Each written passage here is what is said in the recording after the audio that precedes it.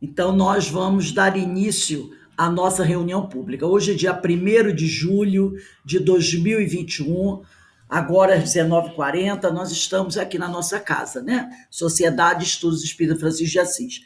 E eu vou fazer a leitura do preparo, tá bom? É desse livro, Atenção, Psicografia de Francisco Cândido Xavier pelo Espírito de Emmanuel. E a leitura de hoje tem como título Esperança Constante. E Emmanuel começa assim: o pessimismo é uma espécie de taxa pesada e desnecessária sobre o zelo que a responsabilidade nos impõe, induzindo-nos à aflição inútil. Atenção, sim, derrotismo, não. Para que nos livremos de semelhante flagelo no campo íntimo, é aconselhável desfixar o pensamento muitas vezes, colado a detalhes ainda sombrios da estrada evolutiva. Para que se sustente desperto o entendimento quanto a essa verdade, recordemos as bênçãos que excede largamente as nossas pequenas e transitórias dificuldades. É inegável que o materialismo passou a dominar muita gente perante o avanço tecnológico da atualidade terrestre.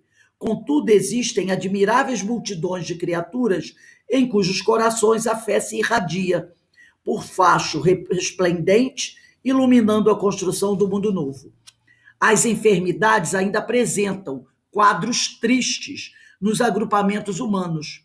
No entanto, é justo considerar que a ciência já liquidou várias moléstias, dantes julgadas irreversíveis, anulando-lhes o perigo com a imunização e com as providências adequadas.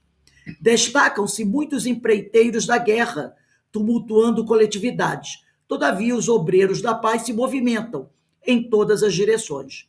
Muitos lares se desorganizam, mas outros muitos se sustentam, consolidados no equilíbrio e na educação, mantendo a segurança entre os homens. Grande número de mulheres se ausentam da maternidade. Entretanto, legiões de irmãos abnegadas se revelam fiéis ao mais elevado trabalho feminino no planeta, guardando-se nas condições de mães admiráveis no devotamento ao grupo doméstico. Os processos de violência aumentam, quase que em toda parte. Ampliam-se, porém, as frentes de amor ao próximo que os extinguem. Anotando as tribulações que se desdobram no plano físico, não digas que o mundo está perdido. Enumera as bênçãos de Deus que exameiam em torno de ti. E se atravessa as regiões de trevas, que se te afiguram túneis de sofrimento e desolação, nos quais centenas ou milhares de pessoas perderam a noção de luz, é natural que não consigas transformar-te num sol que flameje do caminho para todos, mas podes claramente acender um fósforo de esperança. Então, nesse momento, vamos elevar o nosso pensamento ao alto, agradecendo a Deus, agradecendo a Jesus, agradecendo aos amigos espirituais, pelo consolo, pela orientação, pelo esclarecimento, pelo amparo que eles nos oferecem, com essas páginas edificantes, com esse amor que demonstram por cada um de nós em todos os momentos de nossas existências. Que todos nós possamos aqui nesse momento nunca deixar de agradecer a Deus pelas bênçãos que recebemos, pelo consolo, pelo amparo, pelo esclarecimento. E sempre estamos também, Senhor, a lembrar daqueles nossos irmãos que sofrem, te pedindo, Pai amado, que os abençoe, que os conforte, que os sustentem nesse momento tão difícil. E que cada um de nós possa se tornar uma chama desse fósforo que possa levar um pouco de luz e calor aos corações daqueles que tanto necessitam. E assim, Senhor, envolvidos pelas vibrações amorosas que descem do alto e caem sobre cada um de nós, onde quer que nós estejamos, te pedimos encarecidamente que nos dê a permissão para iniciarmos o nosso estudo da noite de hoje, buscando, Senhor, apreender esses teus ensinamentos para que assim possamos seguir os passos do Mestre Jesus. Graças a Deus. Como falei anteriormente, meus irmãos, nós estamos aqui na nossa casa, a Casa de Francisco de Assis, recebendo hoje o nosso irmão Moisés Santos, trabalhador do Centro de Educação e Orientação Espírita Jesus Gonçalves, para mais uma noite de estudos. E o nosso amigo vai falar sobre o Evangelho segundo o Espiritismo, capítulo 13. Não saiba a vossa mão esquerda o que tem a vossa mão direita, e os itens 5 e 6, que trata do óbolo da viúva. A palavra está com você, meu irmão. Você tem até 19, até as 20h40 para concluir os seus ensinamentos. Que Deus te abençoe. Muito obrigado, queridos amigos. Uma satisfação renovada podermos compartilhar desses momentos de reflexão, de estudo do Evangelho, porque o Evangelho é assim mesmo, ele tem que ser abordado continuadamente, frequentemente, tem que ser o nosso livro de cabeceira, para que ele seja, então, aquela permanência que Jesus disse: se permanecerdes em mim, conhecereis a verdade, e a verdade vos libertará. Então, para conhecer a verdade, é preciso permanecer em Jesus. E permanecer é um contato constante. Então, que possamos manter esse contato constantemente, inundando nossas almas dessa luz libertadora. Não nos permitamos a considerar no Evangelho palavras inabordáveis, palavras ininteligíveis.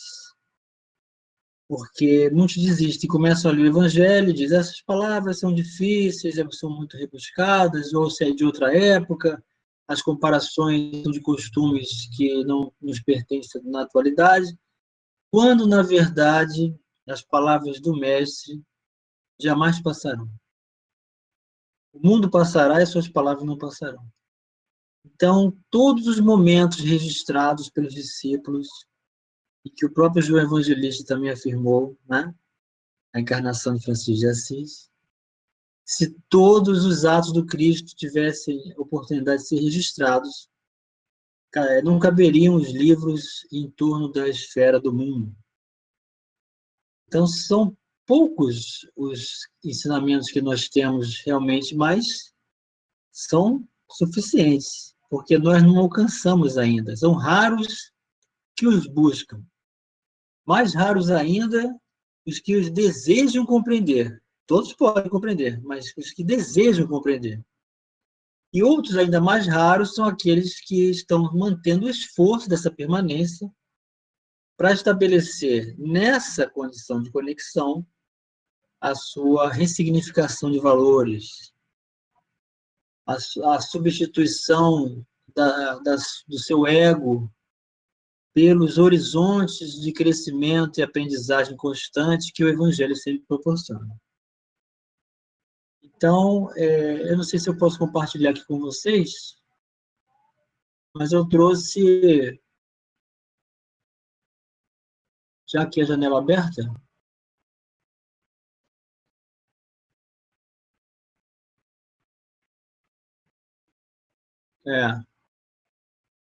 posso compartilhar, Rose? Pode partilhar o ecrã.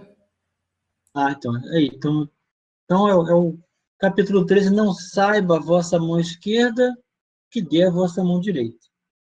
É o título no Evangelho segundo o Espiritismo. E é um trecho de Marcos e Lucas que se coincidem, ambos que transcreveram essa passagem. Estando Jesus defronte do gasofilácio. Aí eu convido vocês a conhecer o que é o gasofilácio. O gasofilácio é uma região dentro do templo, onde se encontra um lugar sagrado chamado Santo dos Santos, nas sinagogas, e que apresenta a Arca da Aliança, contendo todos os tesouros daquela sinagoga, doados pelo povo, acumulados pelos seus integrantes. Em torno dessa arca existem vários vasos menores para que as pessoas, ao se aproximar desse local santo, que é onde se acredita estar Deus com toda a sua riqueza, e aí vem uma crença judaica que hoje é herdada pelos aqueles que se dizem, né, os evangélicos, que são, na verdade, derivados de Lutero, os protestantes, que há uma necessidade de acréscimo de riqueza, de prosperidade, para se justificar dentro da conexão com Deus. Então, você só está com Deus se você, dentro do seu campo de crescimento e progresso, existir prosperidade. Prosperidade material. Então, esse é o pensamento em torno do gasofilácio. Uma postura humana criada pelos homens para fazer com que o povo se conectasse com Deus e apresentasse suas doações. E quanto mais doações você der, mais você vai receber de Deus. Essa aqui é a ideia. Entenderam o que é gasofilácia? Tem todo um conjunto, né, já atribuído de uma herança relacionada à aquisição material. Prosperidade, proximidade com Deus em função do que se doa materialmente. E aí, propositadamente, essa região foi criada dentro do tabernáculo, que é dentro da sinagoga, um local chamado gasofilácio, que tem acesso à região dos Santos, onde está Deus, tem a Arca da Aliança com os vasos para cada um doar o que puder. Então, estando Jesus estava onde? Dentro da sinagoga. Porque se você digitar isso na internet, é interessante botar imagens, você vai ver que muita gente tem pinturas desse ato. Uns colocam que os discípulos estavam fora da sinagoga, algumas pinturas. Essa pintura não se adequa à essência do entendimento que é o gasofilácio. O gasofilácio está dentro do templo. Jesus está sentado dentro do templo, à frente do gasofilácio, dessa região, a observar que o mestre está tramando, né? Ele sentou aí para observar alguma coisa, dali vai sair coisa que vai gerar muitas reflexões para nós, né? É o mestre que está ali calculando. E agora? Eu conheço toda a verdade, eu sou a verdade. Eu tenho que dizer isso para eles. O que eu vou dizer? Estou pensando, ele está pensando lá, né? Observando que modo o povo lançava ali o dinheiro. Viu que muitas pessoas ricas o deitavam em abundância. Nisso veio também uma pobre viúva que apenas deitou 2 pequenas moedas, do valor de 10 centavos cada uma. Aí você vai lá na psicografia de Chico Xavier, no livro Pontos e Contos, e aí você vai ver lá, o capítulo 8, A Maior Dádiva. Vocês conhecem esse capítulo? Aqui Humberto de Campos detalhou o que os evangelistas Marcos e Lucas disseram. Muitas pessoas ricas chegaram ali e depositaram os seus bens. Mas quem foram essas pessoas ricas? O que elas depositaram? Então, na Assembleia Luzida do Templo de Jerusalém, os descendentes do povo escolhido exibiam generosidade vulgar, à frente da preciosa arca de contribuições públicas. Que arca é essa? A Arca da Aliança. Todos traziam algum tributo de consideração, como é o nome da região dentro do templo, onde está o gasofilácio, a Arca da Aliança. O Santo dos Santos. Quem é o Santo dos Santos? O próprio Deus. Cada qual mostrando a liberalidade da fé. Então, Era uma coisa pública, todo mundo ali estava vendo quem ia dar o quê. E quanto mais as pessoas se aproximavam para doar, mais elas queriam o quê? Um destaque, né? Olha aqui como é que Deus vai me enriquecer ainda mais, porque eu vou doar essa riqueza. Vestes de linho e valiosas peles, enfeites dourados e aromas indefiníveis impunham ali deliciosas impressões aos sentidos. Aqui a gente não está vendo nenhuma proposta de reflexão e prece, né? Mas sim apelo aos sentidos. Olha, veja bem a situação. Os fariseus, sobretudo, demonstravam apurado zelo no culto externo. Jesus, aos 12 anos, já deu uma chamada no sacerdote uma vez numa festa da Páscoa, né? Se perdeu dos pais e ficou lá ensinando aos sacerdotes esse negócio de ficar dando valor às impressões dos sentidos e ao culto externo é estagnação do espírito. Jesus ensinou isso para eles, aos 12 anos, destacando pela beleza das túnicas e pelos ricos presentes ao santuário. Quer dizer, era uma disputa de quem doava mais. Jesus e alguns discípulos de passagem acompanhavam as manifestações populares, com justificado interesse. E Judas, olha o rapaz já no ouvido de Jesus contando os problemas.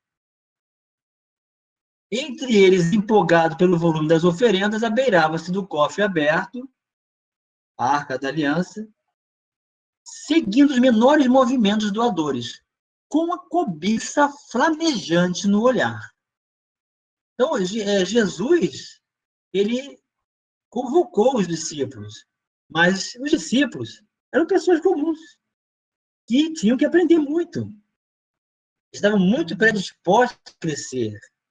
Foram escolhidos, mas são pessoas que têm suas limitações. Judas tinha cobiça flamejante no olhar. A certa altura, aproximou do Messias e informou: Mestre, Jeroboão. Opa, começou a aparecer aqui os personagens que aquela transcrição de Marcos não disse, mas que agora vai ser desdobrado. Ó. Jeroboão, o negociante de tapetes, entregou 20 peças de ouro. Ele colocou 20 peças de ouro dentro da Arca da Aliança. Certamente o público disse: Oh, quanta riqueza, né? E assim ele acreditava: quanto mais doasse, maior seria a generosidade de Deus para com ele, e maior a sua prosperidade. Aí, o que Jesus diz? Abençoado seja Jeroboão, acentuou Jesus sereno, porque conseguiu renunciar a excesso apreciável, evitando talvez pesados desgostos. O dinheiro demasiado, quando não se escora no serviço aos semelhantes, é perigoso tirando da alma.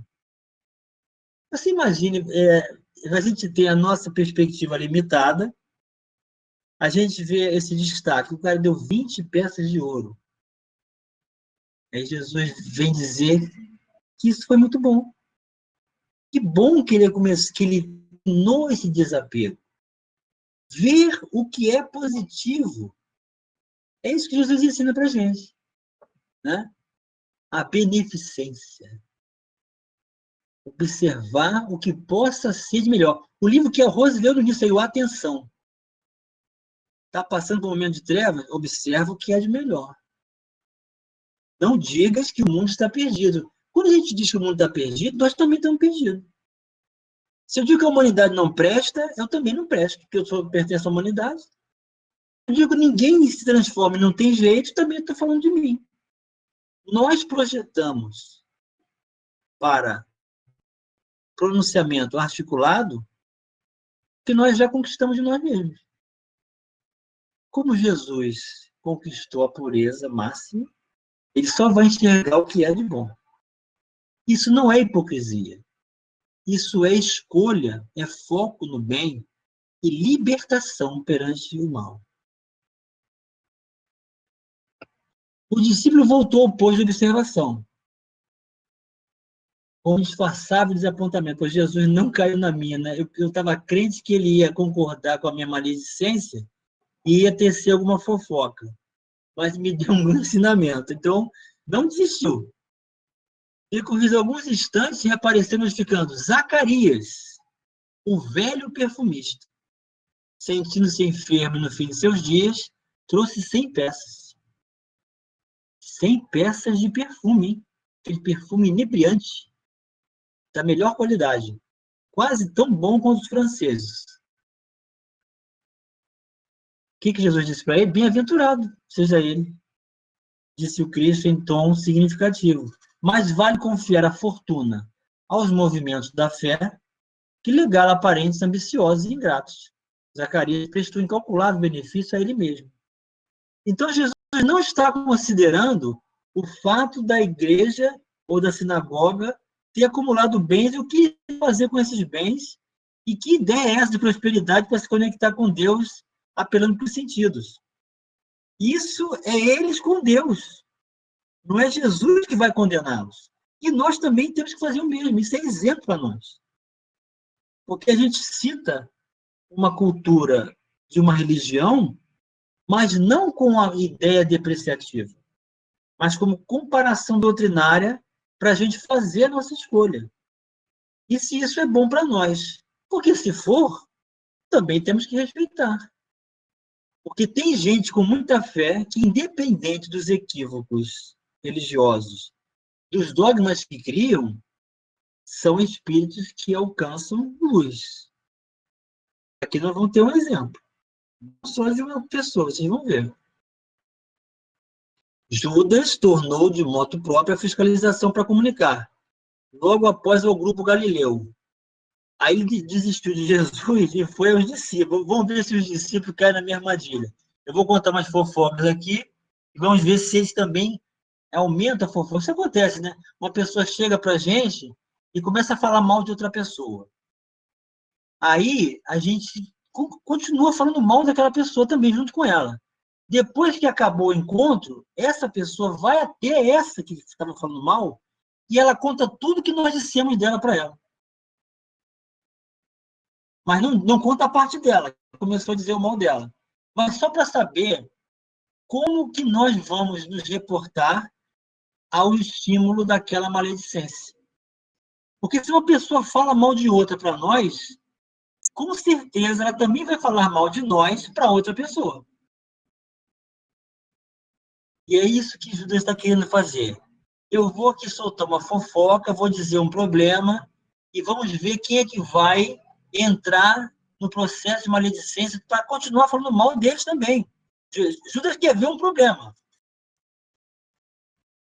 Aí o que o Judas falou para o grupo, os discípulos? A viúva de Cã, o mercador de cavalos, que faleceu recentemente, acaba de entregar todo o dinheiro que recebeu dos romanos pela venda de grande partida de animais. A viúva de Cã chegou lá no gasofilácio e colocou o dinheiro todo de todos os cavalos que o marido tinha. Tudo na arca da aliança. E baixando o tom de voz, aquela baixadinha no canto do ouvido, né? Baixando o tom de voz, falando no pé do ouvido, completou cauteloso o apontamento. Dizem por aí que alguns centuriões planejavam roubar-lhe os bens. Olha só, que interessante, né? Eles planejavam roubar-lhe os bens. Jesus sorriu. Jesus só sorria da infantilidade dos discípulos. Jesus continua sorrindo cada vez que a gente fala mal de alguém, cada vez que se desconecta dele, ele continua esperando, acreditando, todos nós. Muitos recursos amontoados sem proveito provocam as sugestões do mal. Ou seja, para que uma viúva vai ficar com tanto dinheiro se isso vai prendê-la ao mundo e vai arriscar a vida dela? Feliz dela que soube preservar-se contra os malfeitores. O aprendiz curioso, que ajuda, né? Regressou à posição e retornou no quais? Mestre, outra história dele. Efraim, o levita de Cesareia, entregou 200 moedas. 200! Bem-aventurado seja Efraim. Falou, olha, Jesus não se cansa, né? Tenha paciência. A pessoa fala 5 vezes a mesma coisa. Se você conseguir responder essa pergunta as 5 vezes no mesmo tom, você adquiriu paciência. Rose, que horas acaba a palestra?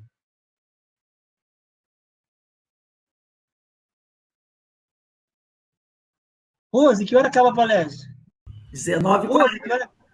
Rose, que hora acaba a palestra? Vou perguntar 5 vezes. Porque se você responder no mesmo tom, significa que você está num controle emocional. Geralmente, na segunda, eu já não respondi isso, já não falei, está surdo. Né? Pela 5ª vez, Judas abordou um personagem para ver se alguém vai cair na armadilha dele. Jesus caiu na armadilha dele? Não, sem afetação. É admirável, né? Falou amigo divino sem afetação. Olha o detalhe. É igual a gente explosivo, que reclama, que chama de surdo, que não ouviu a resposta. É grande virtude saber dar o que sobra. Às vezes a gente fica pensando assim, poxa, o que eu vou dar para ajudar as pessoas? Mas se eu dar uma olhadinha no meu armário, tem alguma coisa ali que eu não uso mais. Aí eu falo, pô, mas vou dar isso que sobra? Pode dar, já é um começo. É grande virtude saber dar o que sobra. Em meio a de tantos avarentos que se rejubilam à mesa, olvidando os infelizes, que não dispõem de uma colhe, de um pedaço de pão. Então, iniciar doando-se de si mesmo com um pedaço de pão, pensando no semelhante, vale mais pensar no outro do que propriamente a coisa que foi dada. Essa que é a questão. Não é bem o que se vai dar. A lição é essa. Não se trata do que vamos dar, mas estamos dando para sermos vistos? Até então, Efraim, Jeroboão, Zacarias, a viúva de Cã, todo mundo está dando em troca de um benefício espiritual, porque eles disseram que isso existe. E todos estão dando das sobras, do que eles têm e muito. E é uma pequena parte, não vai alterar em nada do montante. Nesse instante, penetrou uma viúva paupérrima. Agora vai entrar a viúva. E eu não sei se o Menezes lembra, nós fizemos uma vez um encontro de Jesus no CEOI, e o Menezes fazia parte do meu grupo, e nós fizemos um teatro. E tinha uma senhora de domingo, que recebia bolsas e era assistida da casa, ela foi escolhida a viúva. Era uma senhorinha muito simpática, muito amorosa. Eu dei para ela 2 moedas de 1 centavo. O Menezes falou assim, vamos colocar uma chapa de aço embaixo de ferro, quando cair, vamos botar o microfone perto. Para quando cair a moeda, fazer plim, plim. Todo mundo sabia que ele doou 2 moedas. Eu não sei se o Menezes se lembra disso, depois ele vai me contar. Foi exatamente o que a viúva fez. É a viúva paupérrima. Olha o detalhe. Ela não é pobre, ela não é desvalida, não, ela é paupérrima. Ela não tem nada. Mal come direito, mal tem onde dormir. A julgar pela simplicidade com que se apresentava. Diante do sorriso sarcástico de Judas, o Senhor acompanhou de perto. Jesus sentiu aquela fé, né? Essa aí está com fé. Essa não é qualquer uma, não. As aparências enganam, ó. De perto no que foi seguido pelos demais companheiros. Quando Jesus se desloca, vai acontecer alguma coisa. E os discípulos, todo mundo junto com ele. Imagine a cena. Dentro do templo, à frente do gasofilácio, a arca, com tapete, com 200 moedas de ouro, dinheiro dos cavalos, e mais não sei quantas peças de ouro, e perfumes à vontade. Aí vem uma viúva com 2 moedinhas. E Jesus se levanta para se aproximar. Tem alguma coisa diferente aí. Muitos circunstantes riam-se irônicos. Olha a ignorância do povo. Olha o povo imediatista, egoísta, materialista, que vê só as aparências e não enxerga nada da alma. Rindo da pobrezinha. Irônicos. Mas Jesus apressou-se a esclarecer. Aí vê a bomba. Em verdade, esta pobre viúva deu mais que todos os poderosos aqui reunidos. Junta os tapetes todos, junta as 200 moedas, junta o ouro inteiro, o dinheiro inteiro. Essas 2 moedas estão valendo mais do que tudo isso. Porquanto não vacilou em confiar ao tempo, quanto possuía para sustento próprio. E aí nós temos a continuação aqui, ó. Né? Em verdade, vos digo que essa pobre viúva deu muito mais que todos que antes puseram suas dádivas no gasofilácio, pois que todos os outros deram do que lhes abunda. Eles têm bastante. Ao passo que ela deu do que lhe faz falta. Deu mesmo tudo o que tinha para seu sustento. Então, eis a diferença. Ela não só doou 2 moedinhas, ela doou o que era do sustento dela. Essa situação é de um caráter moral muito maior do que todos reunidos. Mas o Evangelho é muito mais do que os discípulos escreveram, graças às obras subsidiárias pela psicografia de Chico Xavier. Os bastidores, o que acontece depois. Né? A observação caridosa e bela congelou a crítica reinante. Ficou tudo congelado. Então, tem uma diferença entre doar do próprio sustento do que se doa de sobra. Apesar que doar de sobra já é alguma coisa, conforme Jesus já disse. Mas não é bem o que se doa. É como se doa. Você pode fazer uma doação e nem olhar no rosto da pessoa, nem saber de quem se trata. Ou alguém pode parar você dentro do mercado e dizer que está desempregado há 7 meses, como aconteceu comigo hoje, a pessoa chorar na sua frente, e eu perguntei, meu irmão, qual é o seu nome? Isaac de Jesus. E começou a chorar. O meu carrinho repleto de guloseimas. E o dele só tinha a cesta básica. Você não tem dinheiro para comprar isso aqui. Isso pode me dar alguma parte? Mas eu vou lhe dar o dinheiro. A pessoa inspira muita confiança. Ele começou a chorar. Deus te fortaleça, Deus te ilumine, Deus te dê coragem. Eu fiquei muito emocionado. Porque as pessoas estão muito próximas de nós, sofrendo mais do que a gente imagina com esse desemprego. Então, o que eu dei para ele também não mexeu em nada com o que realmente eu possuo. Mas eu dei de coração. E dei atenção para ele. E me apresentei a ele. E pedi que Deus abençoasse e fortalecesse. Então, não é só a coisa que a gente dá. É como a gente vai acolher a pessoa, como vamos nos envolver.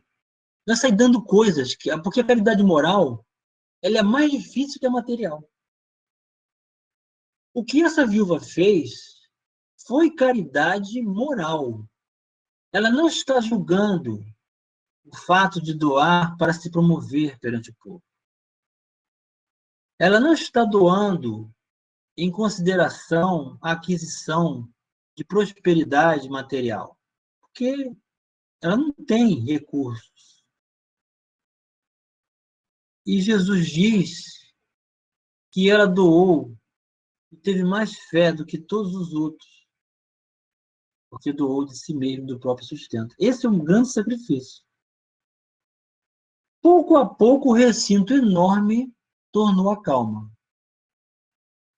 Israelitas nobres e sem nome abandonaram rumorosamente o domicílio da fé. Só começou a debandar, ficaram envergonhados. Jesus e os apóstolos foram os derradeiros na retirada. Quando se dispunha a deixar a enorme sala vazia, eis que uma escrava de rosto avelhentado e passos vacilantes surgiu no limiar para atender à limpeza. Ninguém sabia dela. Todo mundo já tinha ido embora. Movimenta-se em minutos rápidos. Aqui recolhe flores esmagadas, ali absorve panos úmidos deixados por enfermos descuidados, tem o sorriso nos lábios e a paciência no olhar, brunindo o piso em silêncio para que o ar se purificasse na sublime residência da lei. Isso aqui é exemplo para nós, quando a gente for lavar a louça, ai meu Deus, a louça é sempre minha. Todo mundo chega aqui e larga tudo, a gente reclama. Ele deixa de cumprir o papel e o dever para reclamar. Só que essa senhora, que era uma escrava,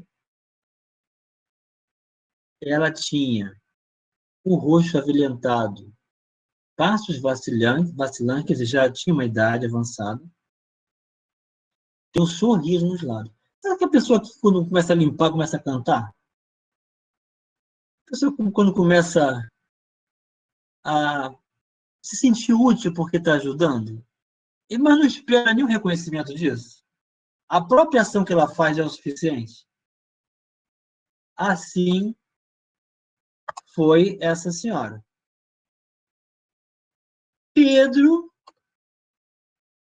agora não é mais Judas. Judas, enquanto teve burburinho e oportunidade de maledicência, Judas entrou em cena. Mas Pedro, a sós com o Messias. Pedro que aprendeu. Ainda impressionado com as lições recebidas, ousou interrogar. Por que essas lições perduram para sempre? Porque são lições inigualáveis. São abordagens dos valores da alma incomparáveis. Até o próprio Messias, ensinando, verificava isso nos próprios discípulos, que ficavam impressionados. A gente ficou impressionado, não esquece nunca mais. A gente não conhece a história dos nossos pais, dos nossos tios, dos nossos avós, desde pequeno, que nos impressionaram realmente. São inesquecíveis. Porque deixaram um pouco de si mesmo para nós. Trouxeram verdades, marcaram com amor aquelas palavras ao nos darem atenção. São inesquecíveis. Assim como o Evangelho, ele é recordado pela saudade. Os discípulos escreveram lembrando o que viveram. É inesquecível. É para a imortalidade. Senhor, foi então a viúva pobre a maior doadora do templo do nosso Pai? A pergunta de Pedro. Quem realmente se destacou na fé e na doação máxima diante de todos aqueles haveres apresentados? Na arca da aliança. Realmente, elucidou Jesus em tom fraterno. A viúva tem muitíssimo, deu muitíssimo. Porque enquanto os grandes senhores aqui testemunharam a própria vaidade, olha a diferença de querer fazer a caridade para se destacar, da caridade de quem é simples e não aguarda reconhecimento, exaltação, elogio e não quer testemunhar a si mesmo, mas reconhecer que o trabalho é do mestre, nós somos aprendizes. E se houver vaidade na hora da apresentação da oportunidade de trabalho, isso se torna ineficaz. Aí a gente recebe, sim, a gratificação do mundo. É aquela outra lição, quando Jesus diz: chegou no reino dos céus, volta, porque já recebeste a tua recompensa, a recompensa do mundo. Então, os vaidosos, eles buscam a recompensa do mundo. O reconhecimento do mundo recebem. Recebem aplausos, recebem bajulações, recebem a aproximação daqueles que querem pegar um pouquinho e gostaria de ter aquele cargo, mas não gostaria de ter os encargos, não é, Rose? Tem gente que quer se aproximar dos grandes médios. Eu aprendi isso com a Rose. Eu aprendi isso com a Rose estudando o livro dos médios. Tem gente que quer o cargo do Divaldo, mas quer os encargos. Encargo não, porque é uma dificuldade, é um sacrifício enorme. Então, são os vaidosos que se aproximam querendo cargo, mas não estão dispostos aos encargos. Com inteligência, desfazendo-se de bens que só lhe constituem embaraço à tranquilidade futura. Então, assim, muito dinheiro aqui para mim vai ser uma intranquilidade. Então, eu vou doar para me ver livre disso. Eu estou treinando a caridade. Mas ainda é os rudimentos da caridade, do movimento de desapego. Tem valor. Assim como tem valor eu abrir o meu armário, minha gaveta, eu não uso essa camisa aqui há 2 anos. Por que ela está aqui? Fazendo o quê? Vou tirar essa camisa e vou levar para o bazar do centro. Vou dar para alguém que eu encontrar na rua, que esteja desvalido da sorte, alguém dormindo na rua. Já estou aprendendo a me desapegar da minha sobra. Agora, eu tenho 2 camisas boas e vou me desfazer de uma, aí já é doar de si mesmo. Aí é um desapego que é treinamento para desencarnação. Ele fica pensando assim, como é que eu vou treinar para desencarnar? Quer treinar para desencarnar? Quer treinar para não voltar para casa e querer pegar tudo que tem, que é seu, e continuar o seu caminho para o mais além, nos planos superiores? Começa a se desfazer agora. Porque Jesus disse, quer vir após mim? Doe o que tem e siga. É isso. Foi o que essa viúva fez, porque ela entregou ao Todo-Poderoso aquilo que significava alimento para o próprio corpo. Isso foi desapego. Grande desapego. Isso foi coragem da fé. Mas será que essa viúva foi realmente a que estabeleceu o maior concurso de ação, de conexão com o ideal cristão, de vivência da fé? Porque ela está no movimento da convicção humana. Você tem que doar para receber. Doou mais do que todo mundo, porque doou de si mesmo. Mas, em seguida, leve pausa. Jesus apontou o indicador à serva anônima que se incumbia da limpeza sacrificial e concluiu: a maior benfeitora para Deus, aqui, no entanto, ainda não é a viúva humilde que se desfez do pão de um momento. A viúva se desfez de um pão de um momento. Foi grande desapego. Mas aquela mulher dobrada de trabalho, frágil e macilenta, que está fornecendo a grandeza do templo do seu próprio suor. Que ela faz isso todos os dias. É um compromisso que ela assumiu. Quando nós assumimos um compromisso na casa espírita e trabalhamos no sentido de disciplina, quando fazemos essa abordagem de coração, Não mais, eu não vou bater o ponto lá no centro. Eu vou lá porque é uma satisfação no centro.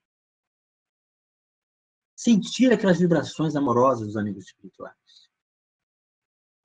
Sentir a luz dos mentores. A gente não sente tanto quanto quando estamos distantes. Nós estamos sentindo muito essa falta. Nós estamos aqui realizando os estudos do Evangelho, buscando as reflexões dos encontros de Jesus com os discípulos. Isso está nos sustentando,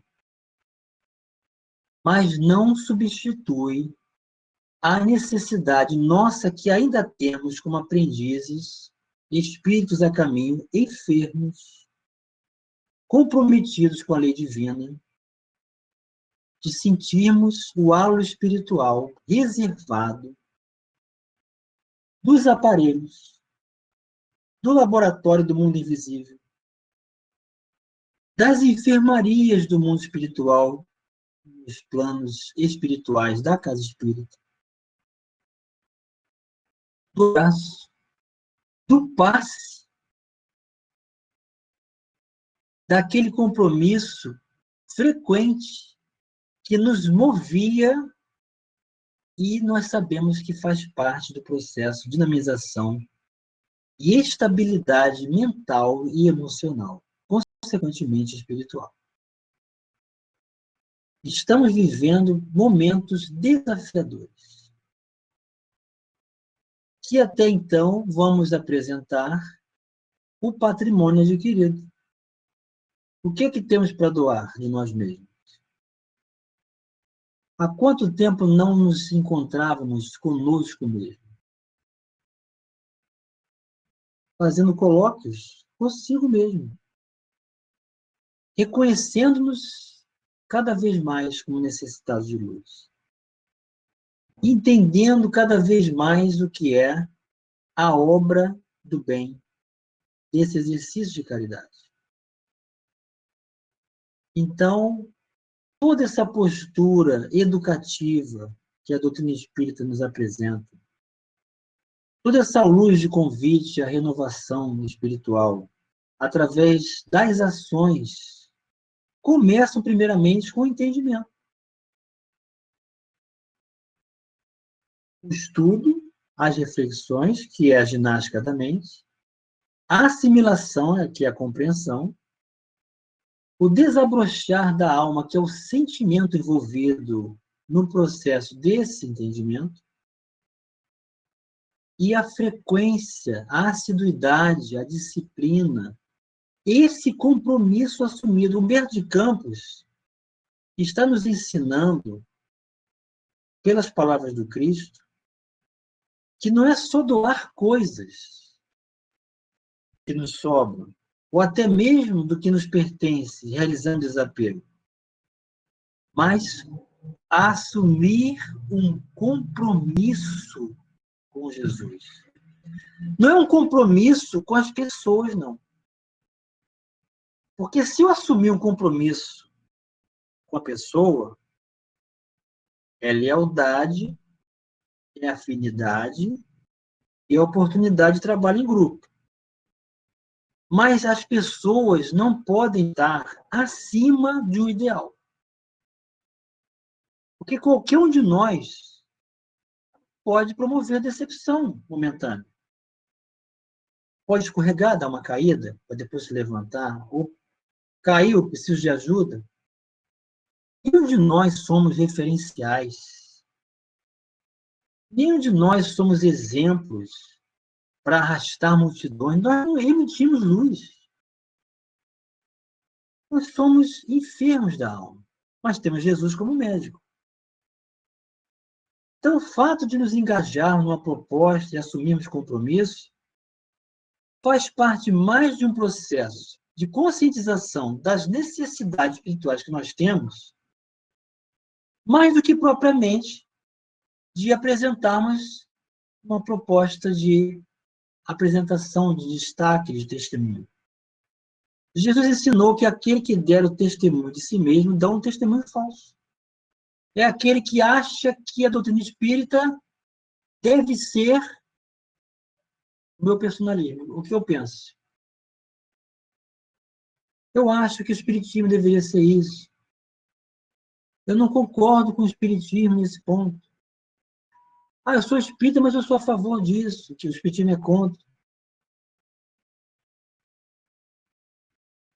Então, o que nós somos? Devotos do próprio personalismo, da experiência limitada, ou aprendizes que, como Jesus disse, eu não dou testemunho de mim mesmo, mas dou testemunho daquele que me enviou, que é meu Pai. Assim, quem vê a mim, vê o Pai. E Jonas de Anjos vem explicar isso bem claro para nós. Jesus é médium de Deus. É uno com o Pai. Faz a vontade do Pai. E é plenamente feliz por isso. E é exemplo para todos nós. É modelo e guia. Então, que as nossas ações, nossas escolhas, nossas conexões, nossos interesses, nossas predisposições, porque o Evangelho nos ensina a ter vigilância e qualificação dos pensamentos através do conhecimento. Vigiar as palavras, precaver-se, agir, estabelecendo as propostas de ação caritativa, que é o perdão das ofensas, que é a indulgência para com as faltas alheias, que é a benevolência para com todos. Porém, temos que conhecer o que vai dentro de nós, que nos predispõe a reagir. Aí está o trabalho a ser feito para cada um de nós. Há muito trabalho para ser feito dentro de nós. E esse mergulho na alma é o que realmente estabelece um concurso de reabilitação de cada um de nós perante a própria consciência, perante a justiça divina, engajando-nos no trabalho do compromisso com Jesus. Esse compromisso pode ser dentro do lar. Foi o caso de Joana de Cusa. Ia seguir Jesus, mas não, o teu compromisso é no lar. Assuma o teu compromisso. Meu compromisso é com a minha comunidade. Meu compromisso é dentro da casa espírita. Meu compromisso é o meu compromisso. Eu tenho que me identificar com ele, eu tenho que saber qual ele é. Está dentro do meu gênero de provas e é onde está a libertação para treinar desapego, bondade, paciência, libertação que o Evangelho proporciona pela educação do Espírito. Então, que essas mensagens de Jesus não sejam tomadas ao pé da letra, ou sem uma proposta de reflexão, sem um apoio da espiritualidade superior, que vem sempre acrescentar alguma coisa a mais. Então, Jesus está presente em nossas vidas, sempre proporcionando esses recursos de aprendizagem. E que encontros maravilhosos como esse, a presença de vocês, possam se repetir sempre. Em nome de Jesus, em nome de Francisco de Assis, de Jesus Gonçalves, de cada um dos nossos mentores, e que Deus abençoe a todos os lares hoje sim. Grande abraço. Agradecemos ao nosso irmão Moisés pelas suas palavras, pelas suas orientações, que possamos realmente refletir bastante, colocar em ação tudo isso que estamos aprendendo, não é verdade? Então, leva o nosso abraço à nossa querida Cláudia, à família, tá bom? E com certeza estaremos juntos novamente para novos estudos, para novos aprendizados. Então, encerrando aqui os nossos estudos, lembrando a todos que amanhã, às 17 horas, estamos aqui para continuarmos os nossos estudos. Teremos o estudo do Livro dos Médiuns, depois estudaremos as parábolas de Jesus e concluindo com o estudo da obra Nosso Lar. Então, eu vou pedir ao nosso irmão Jorge. Jorge, pode fazer a nossa prece de agradecimento? Ele estava aqui, eu não sei se ele ainda está presente. Não, eu acho que o Jorge saiu. Então, eu vou pedir à nossa amiga Carmen Dolores para fazer a nossa prece de agradecimento.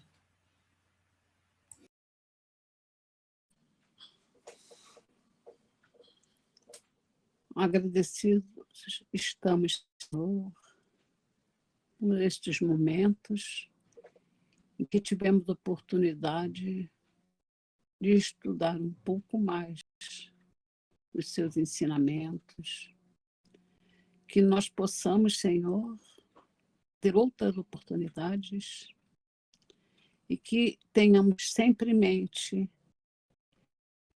de que precisamos, a cada dia que passamos, estudar e ter o contato com esses ensinamentos que só nos aprimoram, só nos engrandecem. E, principalmente, Senhor, que saibamos aplicá-los no nosso dia a dia. Obrigada, Senhor, mais uma vez, pela oportunidade e que a sua paz e a sua luz esteja sempre a nos envolver. Que assim seja, Senhor. Agradecemos a nossa companheira Carmen pelas suas preces, desejamos a todos assim uma boa noite, que possamos descansar para continuarmos a nossa jornada amanhã e agradecendo a Deus pela oportunidade de nos reunirmos aqui. Moisés, muito obrigado, tá, por atender o nosso convite, por vir conversar sobre o Evangelho conosco. Obrigada. Boa noite. Os serões, né? Os serões. Boa noite a todos. Boa noite. Sempre tem como tema o Evangelho. Isso é muito bom. Tchau, gente. Um abraço para todos. Um abraço, Menezes. Para todos. Um abraço. Deus abençoe. Fiquem com Deus. Um abraço, Moisés. Um abraço aí para o seu Valdir. Abraço para a Cláudia. Obrigada, Roberto. Tchau. Boa noite. Beijão na Cláudia. Tchau, Obrigado. querido.